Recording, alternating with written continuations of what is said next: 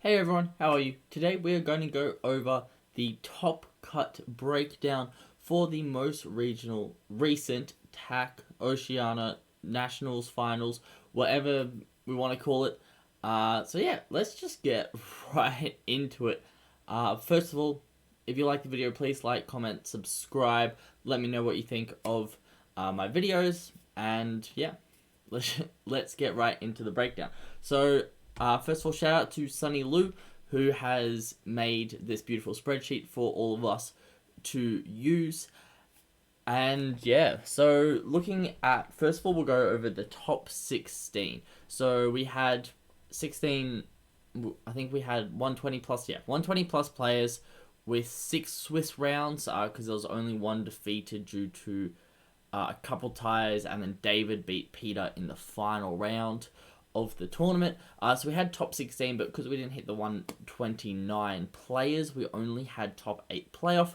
I don't have all the stats for top 16, but I know there was 2 more Icarus, but different versions of Icarus, which I will be posting a list on one of them soon. I believe there was another King Piccolo, there was a Soul Striker. So there's a couple of different decks in top 16, but we do have a breakdown of the top 8 leaders. So first place, we had David Liu playing Gogeta Xeno.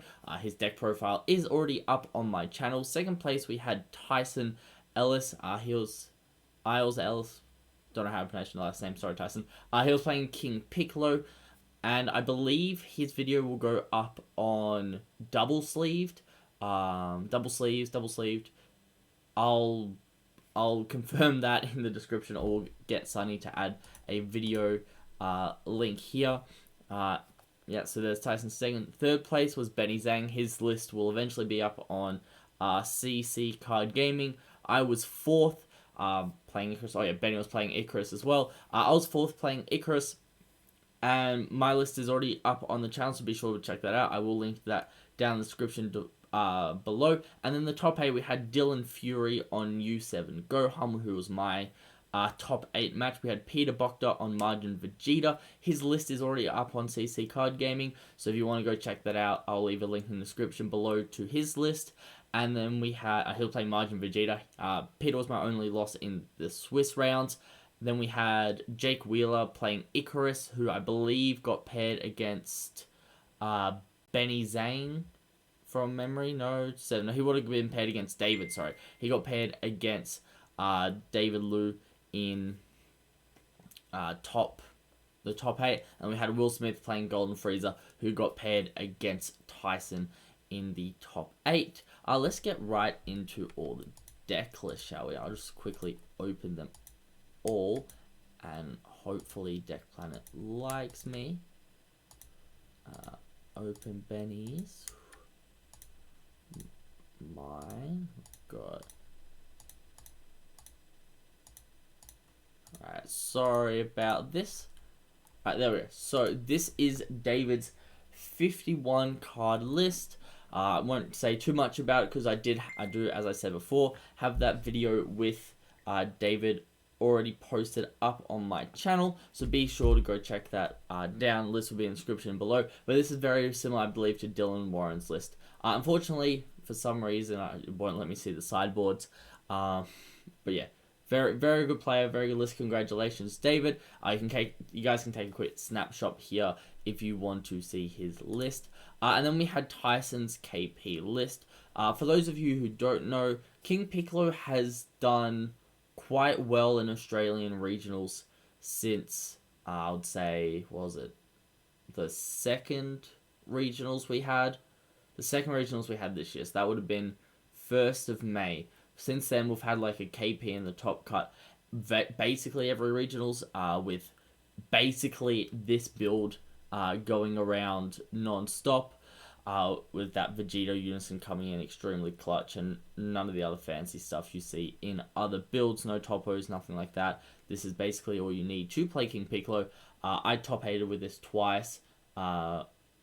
Will has topped multiple events, and then Tyson's now come second at Nationals with it. It is a very good deck, very consistent list. If you are looking to play King Piccolo, be sure to use this list and definitely check out Tyson's deck profile once he uploads it. But King Piccolo, it does really well against into Icarus, which is like one of the biggest matchups. Just because that the Unison, Descender of the King, if someone attempts to play Riposte, it just dies straight away. Same with the Goku card that switches something to rest. You have Overman Awakening to stop Riposte on turns you want to swing a lot, or to stop Turles from coming down onto the field you go so wide, so it's hard for Icarus to answer, and you can Yamcha away the high dragons, you can Yamcha basically everything in play, because nothing's like a super big boss monster, and you've just got so much removal. You can tick your Unison up, and you've got so much Unison defense behind cards like Testing the Opposition, Drum, Scion Negate.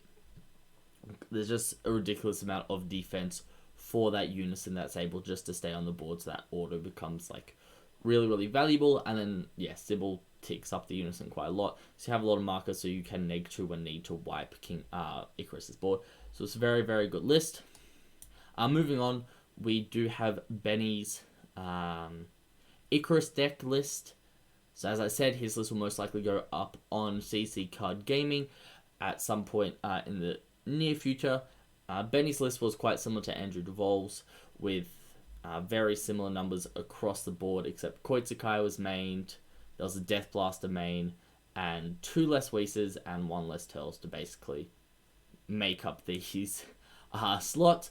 But the deck was overall very well. Slug does quite well in the mirror, and this sneaky Whis unfortunately didn't win Benny his game against me, which I guess we'll talk about when we see my list.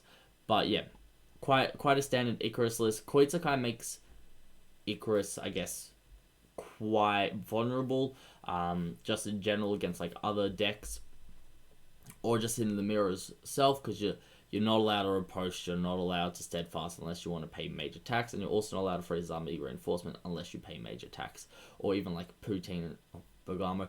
Basically, you're just not allowed to do half the things you want to do, because you're going to have to pay major tax on it. But yeah, this is Benny's list. It beat me in top 4. This is my list. 57 cards, a little bit greedy, but once again, very similar concept behind it. I mained the one Nimbus to try get around Koitsukai, but I think both times I only Nimbus like twice throughout the tournament, and both times I lost the game, because you only Nimbus on turns that your opponent Koitsukai's you, and Nimbus just isn't enough because you kind of lose anyway.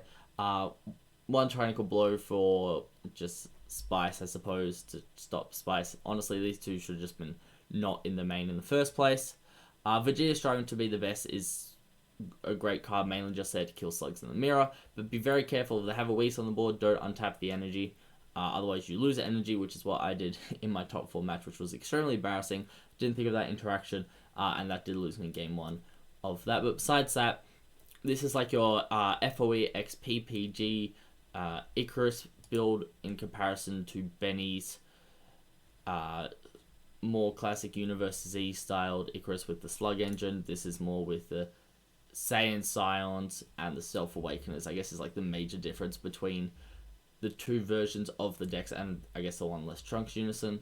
So yeah, both decks still do well. So whichever one you want to play, you can play. I definitely prefer this version with the Saiyan Scions and Self Awakener over the Slug, but it is each to their own. Moving on, we have Dylan Fury's U7 Gohan deck. This deck just draws a lot. It can, in theory, out-advantage Icarus because cards like cards like Yamcha Merciless Barrage. This Gohan will go +1 on your turn because your combo card leader will draw and then Gohan will draw. This Frieza, however, will combo card for free on your opponent's turn. So Gohan will draw 1, leader will draw 1, you don't get anything negative hand, so you get to go +3 cards in hand over the turns. However, saying that, the deck also doesn't have too many aggression pieces, and it doesn't have a floodgate like Riposte at its disposal, so it does lose out a little bit there. But cards like Divine Presence, a 30k dual attacker is just such immense value that this will get like each attack nearly gets 4 cards out of your opponent's hand if they don't want to take anything. Take any of the damage, so it is just a very good generic deck. Lots of good red cards. You got Kaioken, you have SSB Vegeta, both are great barrier removals. Kaioken can be a bit more of a load to the ground board wipe. Yeah, I think 56 cards in this main deck. Because the decks draw so much, it's able to main stuff like Deborah. Red has great counterplays to stuff like Mecha Frieza and this Vegeta in Beerus Ball, or as in we saw in Tyson's list in Omen Awakening. So it is good to see that red can still compete in this meta. Moving on, we have Peter Bochter's Margin Vegeta list. Definitely go check out the video on CC Card Gaming. I do have to give big congrats to Peter. He always manages to do extremely well with Margin Vegeta, and even after its significant nerfs, he has been able to keep it a relevant deck. So he's got a couple cards in here which you won't normally see in a Margin Vegeta deck. Mainly, he's got the Surprise Attack Frieza Chain. You can either -3 on Demigo or Unison, or pop something Charismatic Villain to pop it off. A 15k crit plus a 15k double strike swing that you can then super combo to put this Vegeta at the bottom of the deck to then bring it out. Is very, very high value, and this will also rip a card out of your opponent's hand, and then you can either get this ball back for 5k combo power, or get another Cell's Earth Destroying Kamehameha back. You've got stuff like this Son Goku, where if your Demigo has a lot of markers, this is just a really big double strike swing, which is also insanely good value. This Gohan has been a fan favorite of Margin Vegeta lists for a while, being able to pop something with barrier or remove markers from Unison, with just being a 25k double strike swing for 1 energy. Cards that you may not see in most lists is Dark Death Ball. Dark Death Ball is quite good. If you have a green Unison, if the battle card has an energy cost of 4 or less, you can place it in its owner's drop. Then you can choose one of your opponent's battle cards with an energy cost of 1 and KO it. So it's very good. It does cost 2, however, if you do have a if all your energy is mono green, and you can activate this card's counter skill by choosing 2 cards in your hand, placing and discarding them instead, which is really nice. You can discard something like Koitsukai, or you can discard something like a 1-star ball and then get it back off Frieza. Or you can just discard like a useless Unison, for example. But basically, you need to have a green Unison in play to activate this, but Demigo doesn't die because Demigo is permanent.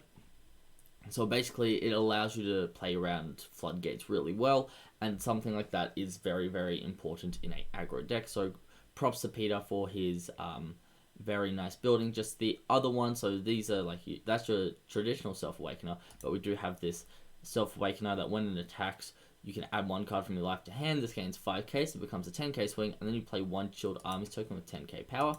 And then you can play this guy. Deflect if your opponent has 2 or more energy, reduces energy cost of this card in your hand by 1. So it's a 2 cost. When you play this, you play 2 Chilled Army tokens, so in total you can get like 3 Chilled Armies token. Then you can crit a life, and you can give your 2 of your Chilled Army tokens 10k power each. So it's basically, you get, I guess this card for 2 energy gets you 3 attacks with 19, 20, and 20k power, which is pretty good value in all honesty. But yeah, once again, congratulations to Peter for bringing such a unique deck and doing well. I'm sure something like Dormant Potential would be in his side. Unfortunately, can't see the sides at the moment. And then we have Jake Wheeler's, I believe, his Icarus build. His also seems to go more towards that traditional, I say traditional, but the Universities Icarus build with the Lord Slug. He does have a Skill Steel Chili, which is honestly not a bad choice of a super combo, just because Unisons do hurt the deck a lot more than battle cards. But it is quite a similar list to what we've seen before. The 4 Vegeta's Final Flash, 4 Power Super Saiyan, and 3 Frieza's Army Reinforcements being all the extra cards run in the deck. And we can see these sides, very heavy sideboard for hand control, and 3 Gohans, 3 Deborahs, 2 Apes. You got Unison of Fury for aggro, Koitsukais, and Jiren for SS for anything playing Android 17. But once again, Icarus, very good deck, out-advantages opponents quite well, so no surprise to see Majora Icarus in the top cut. And finally, we do have a golden Frieza in the in the last deck of top 8. Golden Frieza is a deck that's been doing quite well recently with all the cross-world TCG players taking to US Nats, and then now we've got a top cut finish with it. With the new addition of this Ginyu to, I guess, just the mix, you now have 8 you now have 8 targets for your activate main that all draw a card. So you play it, you draw. Mech Freeze Robotic Riposte is also a target, which is really nice. You can Freeze's Call to get one of these out of the deck, putting, I guess, an extra card in your drop area to be able to trigger Riposte or Steadfast Assistance earlier on in the game. You have stuff like Master Roshi, Marshall, Master in there to... You have stuff like Master Roshi, Master Marshall in there to take life against Cell Surge. You have Hasty Dispatch Dispo to get this stuff back from the drop area so you can activate the main. You have a couple of boss monsters in Frieza and Son Goku Dragon Fist, and then you have your siblings absorbed SCR, as it's basically just another Cold Bloodlust, and this deck seems to run basically 3 Cold Bloodlust and Super 17, Death Blaster, and Cold Bloodlust itself, as well as some unisons and just some later in the game yellow boss monsters, which is what this deck really likes to abuse because it does go later in the game than most yellow decks. But that was the top 8 we had, so it was kind of diverse. We had 4 yellow decks, we had 1 black, 2 red, and 1 green, so no blue in our top 8. Soul Striker didn't do as well as most people would have thought Soul Striker could have done. I think that's just because it has a negative Icarus matchup. King Piccolo, a surprise. Well, I guess a surprise for some people. Not so much of a surprise for others that knew really what King Piccolo was capable of doing. But yeah, guys, I hope you enjoyed my top cut breakdown. It was a bit of a shorter video because most of my videos go way longer. But once again, shout out to Sunny for making this spreadsheet for us to use, as well as a cute little pie chart. Anyway, thanks so much for watching, guys. If you enjoyed, like, comment, subscribe down below, and I will catch you guys next time.